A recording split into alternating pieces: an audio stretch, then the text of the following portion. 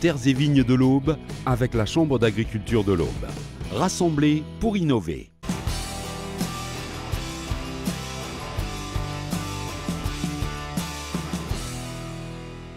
Fabien Leduy est éleveur de volailles et agriculteur dans la plus petite commune de l'Aube, Ortillon. En novembre, avec une vingtaine de ses confrères du groupement d'intérêt écologique et économique des Deux-Champagnes, il a lancé un financement participatif sur le thème de la biodiversité.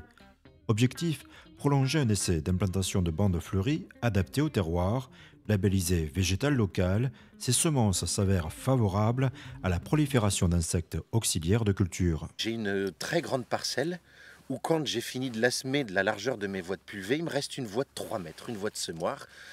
Et engager des frais de matériel pour entretenir une voie de 3 mètres, ça me posait problème.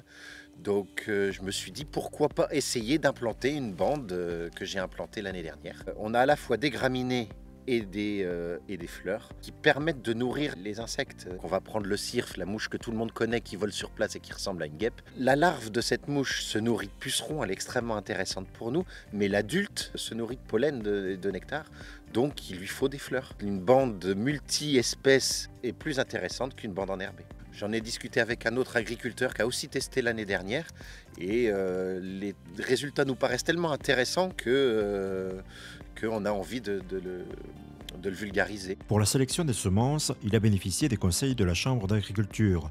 Au départ, selon Fabien Leduy, son choix innovant constituait une prise de risque. La biodiversité peut apporter beaucoup de problèmes de ravageurs, ça donne une crainte. L'idée du projet derrière, c'est aussi, une fois que les bandes pérennes seront implantées et que les agriculteurs auront fait le premier pas, il y en a sûrement qui feront le pas suivant, c'est-à-dire d'implanter des haies ou des arbres. Avec ce crowdfunding, au-delà du financement, cet agriculteur a été séduit par l'idée de faire participer le grand public au développement de la biodiversité dans le parcellaire agricole.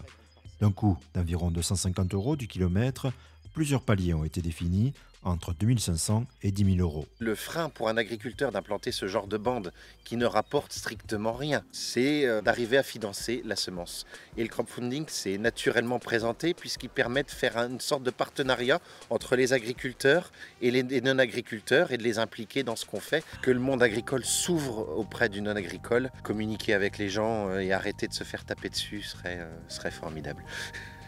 Et que les gens participent à ce genre de projet, donc du coup, dans quelque sorte, viennent d'eux-mêmes, fait énormément de bien au moral aussi. De cette première expérience, au-delà des sommes collectées, Fabien Leduy retient surtout le réflexe d'impliquer les contributeurs dans le développement de son terroir.